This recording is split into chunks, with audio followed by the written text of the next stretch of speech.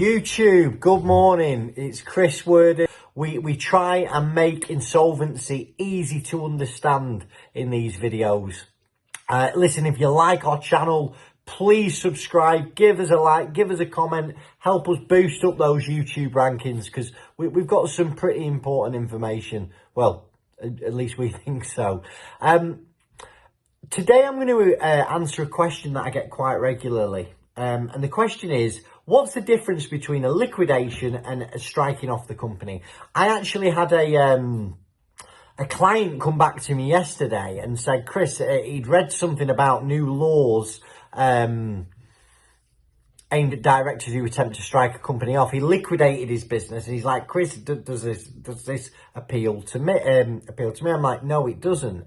So here's the lowdown on that question. You can strike a company off, and what it means is you strike the company off from the register at Companies House if you've got no assets and no liabilities, or you can pay your liabilities off before you strike the company off. You literally send in a form, it goes to Companies House, the company ceases to exist. And this is used if a director stops trading, or they're retired, or, you know, they take a new job. But remember, it's only when you have no debts. Now, a liquidation is the formal end of a company that has debts, liabilities and assets, and you must appoint a licensed insolvency practitioner to carry out this process. And it costs money. It costs thousands of pounds, okay?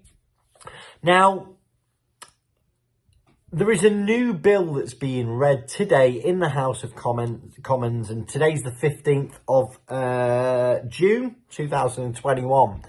And it's basically going to give the Insolvency Service new powers to investigate and disqualify directors of dissolved companies. Now, is this a coincidence? Maybe not. There are thousands of business owners who've used the strike-off process to get away with not paying back CBILS and bounce back loans. Now, we are now seeing that the banks are reinstating companies that have been dissolved with a bounce back loan or a CBILS, and they will be going for the directors. And then the reason that they're doing this is it's highly unlikely that the government will pay out on their guarantee if it's shown that the banks have let a company get struck off the register without objecting. So it's quite serious stuff, some really big changes in the market. Now, if you've got a bounce back loan and a CBILS and you're concerned about how to pay it back, or worried you can't pay it back and you may need to close your company, the process that you need to do is a voluntary liquidation. You need to speak to an insolvency practitioner, because a liquidation brings a formal end to the company, and that's where debts are legally written off. Don't spend another sleepless night worrying about this. I had an inquiry yesterday off a guy whose accountant has advised him to just try and strike the company off. For the love of God, do not attempt that. And if that's the advice that you're being given, my suggestion is you get some new advisors.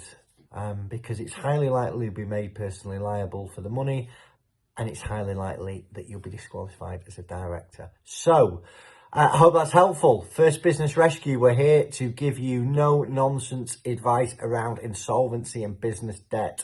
If you would like to chat with me, please get in touch. Give me a comment, I'll always respond. Have a great day. Thanks for your time. God bless.